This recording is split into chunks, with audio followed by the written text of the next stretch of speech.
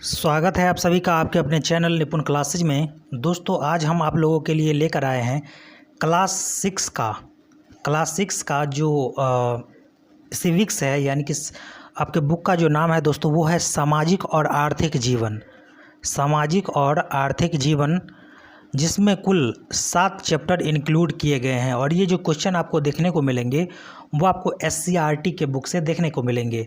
पहला जो आपका चैप्टर है दोस्तों, जिसमें विविधता की समझ के बारे में बताया गया है। सेकंड चैप्टर है कि ग्रामीण जीवन यापन के स्वरूप के बारे में बताया गया है। थर्ड चैप्टर आपका शहरी जीवन और यापन के स्वरूप के बारे में है। फोर्थ चैप्टर की बात करें तो लेन देन का बदलता स्वरूप है। पांचवा जो चैप्टर है जिसमें हमारी सरकार यानी कि गवर्नमेंट के बारे में जानकारी दी गई है। छठे चैप्टर में स्थानीय सरकार, जिसमें पंचायत के बारे में पढ़ेंगे। और चैप्टर नंबर 7 है जिसमें सड़क सुरक्षा के उपाय दिए गए हैं। टोटल क्वेश्चन की अगर बात करें तो टोटल क्वेश्चन दोस्तों 120 के आसपास आपको क्वेश्चन बने हैं। और इसका जो बुक है, बुक का मतलब कि टोटल चैप्टर का मैंने PDF दोस्तों कल ही आपको टेलीग्राम चैनल पर अवेलेबल करवा दिया था।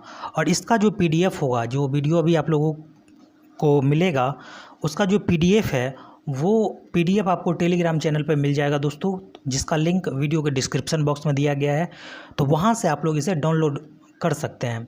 अगर बात करें क्लास 7 की, तो आज हम आपको क्लास 6 का कंप्लीट करके दे रहे हैं एक दिन छोड़ के, यानी कि नेक्स्ट डे, कल नहीं परसों आपको क्लास 7 का पूरा जो सिविक्स का नोट्स है वो आपको प्रोवाइड करवा देंगे वीडियो के माध्यम से और PDF के माध्यम से भी। तो चलिए बढ़ते हैं अपने क्वेश्चन की तरफ। क्वेश्चन है कि बेली रोड, पहला जो चैप्टर है दोस्तों इसमें यही बात है, पटना के बारे में बताया गया है। तो बेली रोड कहाँ है? तो पटना में स्थित है। बिहार के लोग की पसंद क्या है? बिहार के लोग लिट्टी चोखा खाना पसंद करते हैं।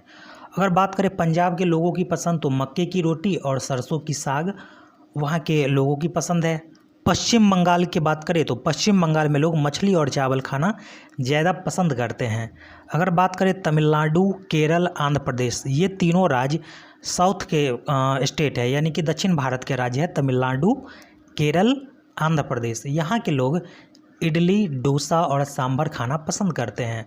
तो कहाँ, किस राज्य में कौन सा खाना पसंद करते हैं, तो यहाँ पर जानकारी दी गई है। बिहार के प्रमुख त्यौहार की बात करें तो छठ पूजा। अगर पूछे कि छठ पूजा किस भगवान को समर्पित है, तो ये सूर्य भगवान को समर्पित है।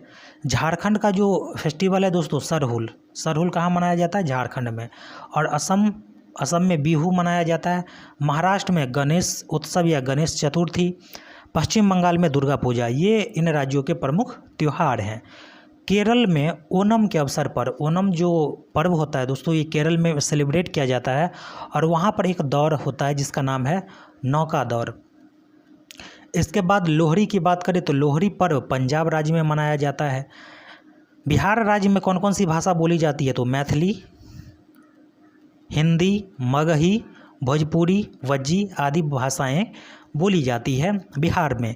पूरे भारत में 1652 से अधिक भाषाएं बोली जाती है। संविधान के 8वीं अनुसूची में 22 भाषाओं को शामिल किया गया है। हमारा जो संविधान है दोस्तों इसमें टोटल कितने अनुसूची हैं? तो 12 अनुसूची वर्तमान में है।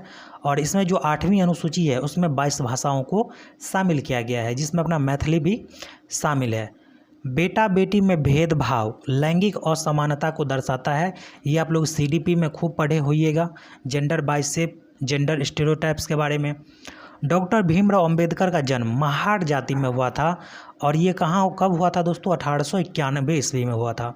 हमारे संविधान को 26 नवंबर 1949 को अंगीकृत किया गया था। और 26 जनवरी 1950 को हमारा संविधान लागू हो जाता है पूरे देश में। और इस दिन से हम लोग गणतंत्र दिवस के रूप में मनाते हैं। हमारे प्रस्तावना में विचार, अभिव्यक्ति, उपासना, विश्वास, धर्म की स्वतंत्रता के बारे में बताया गया है। तो यहाँ पर आपका चैप्टर 1 कंप्लीट हो रहा है। चैप्टर 1 में मात्र इतने ही क्वेश्चन बने हैं। चैप्टर नंबर 2 देख लेते हैं दोस्तों। चैप्टर नंबर 2 से आप देख सकते हैं कि कितने क्वेश्चन हैं। राजपुर गांव कहाँ पर है? तो ये बक्सर जिला में है। कृषि कार्य के अंतर्गत धान, गेहूं, मक्का, अरहर, चना, सब्जी की खेती शामिल है, जो कृषि कार्य के अंतर्गत देखने को मिलती है। गैर कृषि कार्य के अंतर्गत क्या सब आती है? तो बागवानी आती है, डेयरी, मछली पालन, मुर्गी पालन, सुअर पालन, ये सभी आते हैं गैर कृषि कार्य के अंतर्गत। फसलों के काटने के बाद थ्रेसर मशीन के दौनी करानी पड़ती है। थ्रेसर जो मशीन होती है दोस्तों, इससे क्या कराते हैं, दौनी कराते हैं। सीमांत किसान को साहूकार से ऊंची कीमत पर कर्ज लेना पड़ता है। नेक्स्ट पॉइंट है कि तंबाकू सेवन करने वाले व्यक्ति न सेवन करने वाले से 10 साल ज़्यादा अनुभव करते हैं। जो व्यक्ति तंबाकू सेवन करते हैं और जो व्यक्ति तंबाकू सेवन नहीं करते हैं, तो सेवन करने वाले व्यक्ति न सेवन करने वाले व्यक्ति से 10 साल उम्र में ज़्यादा का अनुभव करते हैं। नेक्स्ट पॉइंट है कि सिगरेट में 4000 रासायनिक तत्व यानी कि केमिकल एलिमेंट्स होते हैं, जिनमें 220 और 60 कैंसर पैदा करने वाले एजेंट होते हैं। इसीलिए हमें स्मोकिंग नहीं करना चाहिए। आपके बुक में एक स्मोकिंग के बारे में बताया गया है, सेकेंड हैंड स्मोकिंग। ये सेकेंड हैंड स्मोकिंग क्या होता है दोस्तों, कई लोगों का आदत होता है कि सिगरेट खुद तो पी रहा है और पीने के बाद दूसरे को दे दिया, यानी एक हाथ से दूसरे हाथ में चला गया, तो इसे ही बोलते हैं सेकेंड हैंड स्मोकिंग। तो सेकेंड चैप्टर भी आपका यहाँ पर हो रहा है कंप्लीट। यहाँ पर बहुत ही कम क्वेश्चन दिए गए हैं आपके बुक में, और ये केवल थर्ड चैप्टर में मात्र एक क्वेश्चन ही हमको देखने को मिले हैं दोस्तों। और यहाँ पर कुछ बातें बताई गई थी जिसको हमने कटिंग करके यहाँ पे लगा दिया है। सड़क के किनारे प्लास्टिक या चादर बिछाकर सामान बेचने वाले व्यापारी को पटरी वाला व्यापारी कहते हैं। आप देखे होइएगा मेला में या फिर हाट बाज़ार में दोस्तों कि लोग प्लास्टिक या फिर चादर या कोई कपड़ा बिछा करके उस पर सामान बेचते रहते हैं, तो वैसे व्यापारी को हम क्या कहते हैं, तो पटरी वाला व्यापारी कहते हैं। अब यहाँ पर देखिए कुछ इंपॉर्टेंट बात बताई गई है। राष्ट्रीय तंबाकू नियंत्रण कार्यक्रम, सभी तंबाकू उत्पाद हानिकारक होते हैं, चाहे बीड़ी हो, सिगरेट हो, खैनी हो। कोई भी तंबाकू उत्पाद किसी भी मात्रा में सुरक्षित नहीं है। थोड़ा खाइए, ज़्यादा खाइए, ये सेफ नहीं है। बीड़ी उतनी ही हानिकारक है जितनी कि सिगरेट। सेकेंड हैंड धूम्रपान, ये भी जानलेवा है। तंबाकू चबाने से मुंह के कैंसर सहित कई रोग हो सकते हैं। चैप्टर नंबर 4 है, कुदाल और हल बनाने का काम कौन करेगा दोस्तों, लोहार करेगा।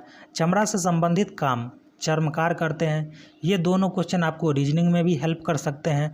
अनाज की मात्रा या वस्तुओं की संख्या का निर्धारण परंपरा या आपसी बातचीत से तय होते हैं। इस प्रणाली को वस्तु विनिमय प्रणाली कहा जाता है। और इसी को डिफिनीशन के रूप में नेक्स्ट पॉइंट में हमने लिखा है कि जब किसी वस्तु की खरीद बिक्री किसी दूसरे वस्तु के माध्यम से की जाती है, यानी कि वस्तु का अदला बदली, उसे ही बोला जाता है वस्तु विनिमय प्रणाली। एक होता है मुद्रा विनिमय प्रणाली। तो जब किसी वस्तु की खरीद बिक्री मुद्रा अथवा रुपया पैसा के माध्यम से की जाती है, तो उसे हम मुद्रा विनिमय प्रणाली कहते हैं। जैसे दुकान से कोई सामान खरीदते हैं तो उसके बदले हम दुकानदार को पैसा देते हैं, रुपया देते हैं, तो इसे हम मुद्रा विनिमय प्रणाली कहते हैं। और सामान के बदले सामान, तो ये हो जाएगा वस्तु विनिमय प्रणाली। सर्वप्रथम किस मुद्रा का प्रचलन शुरू हुआ दोस्तों, धातु मुद्रा का, जो धातु के बने होते थे। किसके धातु के, तो लोहा, पीतल, तांबा, सोना, चांदी, इसके बने होते थे मुद्रा, यानी कि रुपया पैसा। धातु मुद्रा के बाद सिक्के का प्रचलन शुरू हुआ। भारत में सबसे पहला चांदी का सिक्का बनाया गया था, भारत में सबसे पहले। शेरशाह सूरी ने एक सिक्का चलवाया जिसे रुपया नाम दिया गया। शेरशाह सूरी ने दोस्तों जो सिक्का चलाया था उसका नाम क्या था, रुपया। और एक शेरशाह सूरी से क्वेश्चन पूछा जाता है उससे रिलेटेड कि ग्रैंड ट्रंक रोड, जिसे हम शॉर्टकट में जीटी रोड भी कहते हैं, तो जीटी रोड किसने बनवाया था, शेरशाह के काल में ये रोड देखने को मिला था। दक्षिण भारत में चलने वाले सिक्के का नाम हून और पनम है। वर्तमान में चल रहे सिक्के किसके बने होते हैं, तो एल्युमिनियम के और निकेल के। निकेल में दोस्तों एक गुण होता है कि जल्दी जंग नहीं पकड़ने देता है। जैसे कि जो भी बर्तन होते हैं घरों में, किचन में, थाली, लोटा, गिलास, तो उसमें भी निकेल की मात्रा हमें देखने को मिलती है।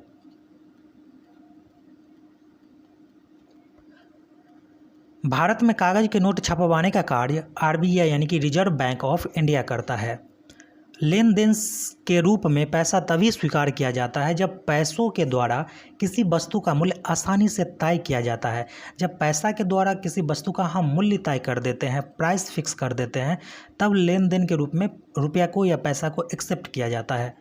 वस्तु बेचने वाले को विक्रेता और खरीदने वाले को क्रेता। लाभ हानि के चैप्टर में मैथ में आप पढ़े होइएगा, क्रय मूल्य, विक्रय मूल्य, क्रेता, विक्रेता, सेलिंग प्राइस, कॉस्ट प्राइस, इस सब के बारे में। जब मौद्रिक विनिमय प्रणाली का प्रचलन शुरू हुआ तब आमदनी और अर्जित रुपयों का संग्रह आसान हो गया। संग्रहित रुपयों को सुरक्षित रखने के लिए किसकी शुरुआत होती है? बैंक की। एटीएम को प्लास्टिक मुद्रा कहा जाता है। प्लास्टिक मुद्रा किसे कहा जाता है? तो एटीएम को कहा जाता है। एटीएम का जो कार्ड होता है, और इससे हम डेबिट कार्ड भी बोलते हैं दोस्तों, डेबिट कार्ड। सरकार का काम क्या है? यहाँ से आपको अगला चैप्टर स्टार्ट हो गया दोस्तों। सरकार का काम देश की सीमा का सुरक्षा करना, दूसरे देश से शांतिपूर्ण संबंध बनाए रखना, देश के सभी नागरिकों को पर्याप्त भोजन, शिक्षा, आवास, अच्छी स्वास्थ्य उपलब्ध करवाना है।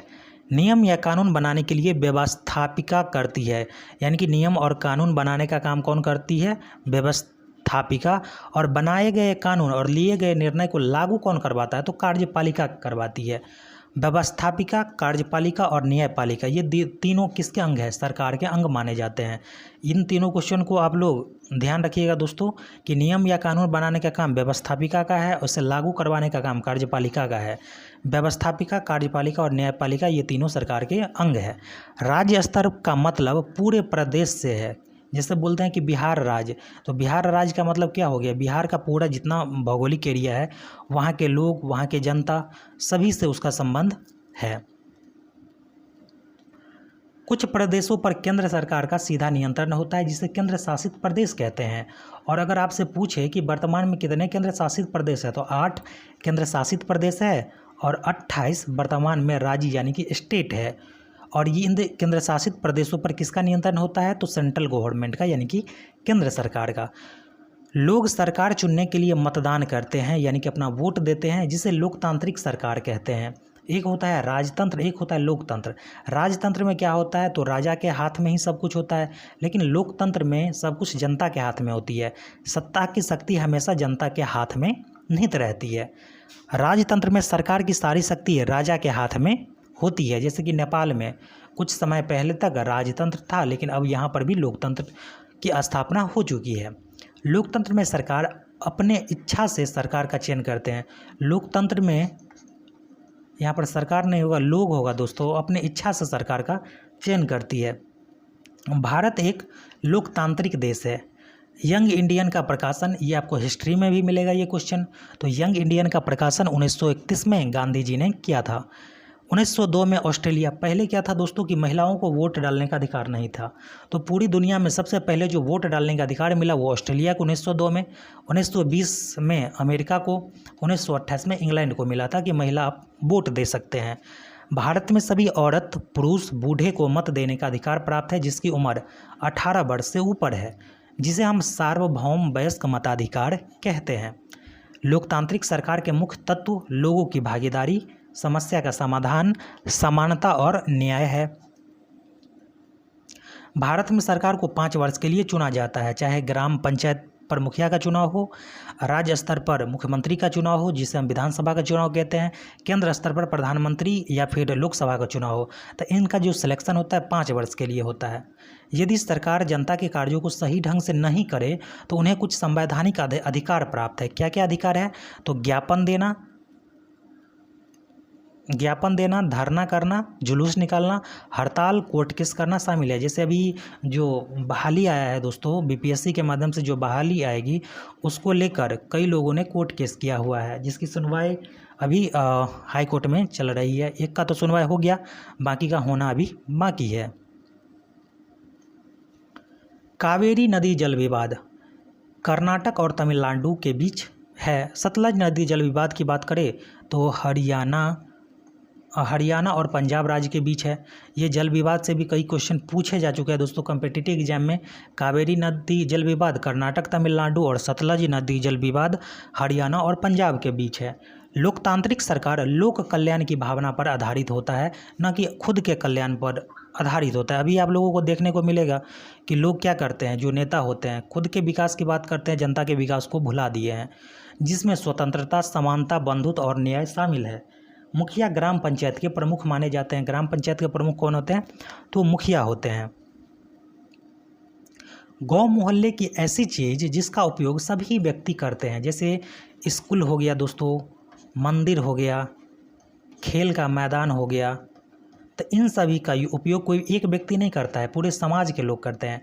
तो ऐसे जगहों को हम सार्वजनिक कहते हैं, यानी सार्वजनिक स्थल ये सब कहलाएंगे। BLO का फुल फॉर्म होता है बूथ लेवल ऑफिसर। जब चुनाव का समय आता है तो दोस्तों यही ऑफिसर आते हैं कि किसका नाम वोटर कार्ड में जुड़ा है, नहीं जुड़ा है, जोड़ने का काम करते हैं बूथ लेवल ऑफिसर, जिसको शॉर्टकट में BLO कहा जाता है। ग्राम पंचायत होने के लिए, जैसे किसी को ग्राम पंचायत कब कहेंगे, जब उसकी जनसंख्या कम से कम 7,000 या उससे अधिक हो, तब उसे हम ग्राम पंचायत कहेंगे। कई गांव को मिलाकर ग्राम पंचायत बनाया जाता है। ग्राम पंचायत को कई वार्ड में डिवाइड किया जाता है और इन वार्डों में एक एक वार्ड सदस्य की नियुक्ति होती है, चुनाव के माध्यम से ही होती है। मुखिया का कार्यकाल भी 5 वर्ष होता है। मुखिया की अनुपस्थिति में कार्य का संचालन कौन करेगा? उप मुखिया करेगा। जैसे राष्ट्रपति के अनुपस्थिति में कौन करता है दोस्तों? तो उपराष्ट्रपति करते हैं। इसी तरह मुखिया नहीं रहेंगे तो उप मुखिया कार्यों का संचालन करेंगे। ग्राम पंचायत का एक सचिव होता है जिसे पंचायत सचिव या ग्राम सचिव कहते हैं, और इसकी नियुक्ति कौन करता है? तो सरकार करते हैं, इसका चुनाव नहीं होता है। ग्राम सचिव का कार्य ग्राम सभा, ग्राम पंचायत का बैठक बुलाना है। ग्राम पंचायत के आय के यानी इनकम के 2 साधन है। पहला तो है टैक्स और दूसरा है अनुदान। जो सरकार अनुदान देती है गांव के विकास के लिए, तो 2 साधन, एक टैक्स हो गया, एक अनुदान हो गया। हल्का कर्मचारी ये आपको प्रखंड में मिल जाएंगे। भूमि कर लेकर यानी कि ज़मीन पर जो टैक्स लेते हैं और सरकार को देते हैं, तथा फसल उत्पादन की जानकारी देती है सरकार को। किसानों को फसलों का विवरण, कुआं, नलकूप का लेखा जोखा राजस्व विभाग रखता है। जिलों को प्रखंड और अनुमंडल में बांटा गया है। अगर पूछे कि कितने ज़िले हैं बिहार में, तो 38 ज़िले टोटल हैं दोस्तों। अगर अनुमंडल की बात करें तो अनुमंडल कितने हैं? तो अनुमंडल है 101। प्रमंडल के बारे में पूछे, प्रखंड के बारे में पूछे तो 534, पंचायत के बारे में पूछे तो 8,471 पंचायत है। हिंदू अधिनियम धारा 2005 का है, और ये देख लीजिए दोस्तों कि हिंदू अधिनियम एक्ट क्या है। तो ये जो है वो उसमें ये बातें बताई गई है, जैसे कोई संपत्ति है तो संपत्ति का बंटवारा यानी कि संपत्ति पर केवल बेटों का हक नहीं होगा, यानी कि बेटियों का भी हक होगा और उनकी माता का भी हक होगा। तो यही बातें हिंदू अधिनियम धारा 2005 में बताई गई है। आप लोग केवल इतना याद रखिएगा कि हिंदू अधिनियम धारा कब लागू की गई थी, कितने ईस्वी का है? तो 2005 ईस्वी का है। बड़े शहरों के लिए नगर निगम और छोटे शहरों के लिए नगर परिषद की स्थापना की जाती है। अगर आपसे पूछे कि नगर निगम वाला ज़िला कौन है, तो पटना ज़िला, वहाँ पर जाइएगा तो नगर निगम आपको मिलेंगे, और जो छोटे शहर है वहाँ पर नगर परिषद होते हैं। बिहार में नगर निगम, नगर परिषद और नगर पंचायत होते हैं। 3 चीज़ें देखने को मिलेंगी। एक तो नगर निगम बड़े शहरों में, छोटे शहरों में नगर परिषद, और गांव के लेवल पर नगर पंचायत होते हैं। जिन शहरों की जनसंख्या 40,000 से 2 लाख के बीच होती है वह नगर परिषद के अंतर्गत आते हैं। बिहार में पटना नगर निगम की स्थापना 1952 ईस्वी में होती है, और पटना नगर को 72 वार्ड में बांटा गया है। कितने वार्ड में दोस्तों? 72 वार्ड में। आपका भी जो पंचायत होगा वो कई वार्ड में बटा होगा। सभी वार्ड में एक व्यक्ति चुनकर आते हैं जिसे काउंसलर या पार्षद कहते हैं। सभी पार्षद का चुनाव 5 वर्ष के लिए होता है। निगम परिषद अपने निर्वाचित सदस्यों में से एक महापौर और एक उप महापौर को चुनते हैं, यानी कि जो भी निर्वाचित सदस्य होते हैं जो चुन के जाते हैं, उसी में से एक को महापौर बनाया जाता है और एक को उप महापौर बनाया जाता है। महापौर निगम परिषद का अध्यक्ष होता है। 1994 में सूरत में भयंकर प्लेग फैला था। नेक्स्ट पॉइंट आप देख लेते हैं। सरकार जो अनुदान देती है वो लोगों के टैक्स का पैसा होता है। जैसे अभी प्रधानमंत्री कृषि सम्मान योजना दोस्तों चलाया जा रहा है ना, जिसमें 2,000 रुपया आपको 4-4 महीने पर दिया जाता है, यानी कि साल में 6,000 रुपया दिया जाता है। तो ये जो पैसा है वो हमारे और आपका ही पैसा जो हम टैक्स के रूप में पे करते हैं। अगर आप एक पेन भी खरीदते हैं ना तो उसमें भी गवर्नमेंट को टैक्स जाता है, लेकिन हमें और आपको इसके बारे में डिटेल जानकारी नहीं होती है। होल्डिंग कर, पेशा कर नगर निगम वसूलती है। होल्डिंग कर, जब आप बड़े बड़े शहरों में जाइएगा तो बड़ा बड़ा होर्डिंग लगा होगा, और जो भी पैसा कर होता है तो उसको कौन वसूलता है? तो नगर निगम वसूलती है। मद्रास नगर निगम, भारत का सबसे पहला नगर निगम कौन है? तो मद्रास नगर निगम है। और पटना नगर निगम की स्थापना के बारे में यहाँ पर हमने बताया कि 1952 में इसकी स्थापना हुई थी। अब यहाँ पर देख लीजिए कि बिहार में कितने नगर निगम है दोस्तों। पटना की तो 1952 में स्थापना होती है। इसके अलावा कुछ अन्य शहर में नगर निगम है, जैसे मुजफ्फरपुर, भागलपुर, दरभंगा, गया, आरा, बिहारशरीफ, पूर्णिया, कटिहार और मुंगेर। अब यहाँ से आपका लास्ट चैप्टर शुरू हो रहा है, चैप्टर नंबर 7, लाल बत्ती का आशय, जिसमें आपको यातायात के बारे में समझाया गया है। लाल बत्ती का आशय वाहन के ठहराव से है। जब आप कभी पटना जाइएगा या फिर किसी वैसे शहरों में जाइएगा जहाँ पर ट्रैफिक नियम को फॉलो किया जाता है, तो वहाँ पर आपको रेड लाइट जलते हुए या फिर ग्रीन लाइट जलते हुए आपको नज़र आएंगे। तो इसका क्या मतलब होता है, इसके बारे में आपके बुक में दिया गया था और ये आपके सामने है। लाल बत्ती का आशय वाहनों के ठहराव से है। जब भी लाल बत्ती जल जाए तो हमें रुक जाना चाहिए। हरी बत्ती का आशय वाहनों के बढ़ने से है। पीली बत्ती का आशय सतर्कता से आगे बढ़ने से है। फुटपाथ का क्या मतलब होता है, तो फुटपाथ का मतलब वैसे रास्ते जो सामान्यतः सड़क के पार्श्व भाग में पैदल यात्री के चलने के लिए होता है। जैसे एक तो मेन सड़क होता है, लेकिन साइड में देखिएगा दोस्तों एक सड़क और होता है जो पैदल यात्री के चलने के लिए होता है। पैदल यात्री हेतु भूतल अथवा ओवर ब्रिज का उपयोग किया जाता है। पैदल यात्री के सड़क पार करने के लिए जिस संकेतक का उपयोग किया जाता है, जिसे हम जेब्रा क्रॉसिंग कहते हैं। जेब्रा क्रॉसिंग को चिन्हित करने के लिए सफ़ेद और काली रंग की मोटी रेखा या पट्टी का उपयोग होता है। जैसे आप लोग जेब्रा को देखे होइएगा दोस्तों, जेब्रा एक जानवर है, उसके शरीर पर वाइट कलर का और ब्लैक कलर का एक पट्टी होता है, तो ठीक उसी प्रकार से जेब्रा क्रॉसिंग भी होता है। तो ये आपके क्लास 6 का सामाजिक और आर्थिक जीवन यहाँ पे हो रहा है ख़त्म। क्लास 7 का आपको एक दिन रुक के यानी कि परसों आपको इसका वीडियो और पीडीएफ मिल जाएगा और इसका पीडीएफ भी आपको टेलीग्राम चैनल पर अवेलेबल मिल जाएगा। आई होप वीडियो आपको पसंद आई होगी। अगर आप हमारे चैनल पर नए हैं दोस्तों तो हमारे चैनल को लाइक कीजिए, सब्सक्राइब कीजिए, ज़्यादा से ज़्यादा शेयर कीजिए। इसी तरह से आपको कंटेंट मिलते रहेंगे जब तक आपका एग्ज़ाम नहीं हो जाता है तब तक। और जो भी कंटेंट होंगे वो SCRT को हमने फॉलो किया है, क्योंकि जो एजुकेशन मिनिस्टर है उनके द्वारा कहा क्या गया था कि जो टीचर पढ़ाते हैं, क्योंकि आपके साथ जो नियोजित टीचर है वो भी एग्जाम में अपियरिंग होंगे, तो वो जो पढ़ाते हैं वो इसी से पूछा जाएगा। तो उसका संकेत किस ओर है, इसी ओर है कि आप SCRT को अच्छे से फॉलो कीजिए। तो इसी के साथ आज के लिए बस इतना ही। मिलेंगे नेक्स्ट वीडियो में। जय हिंद, जय भारत।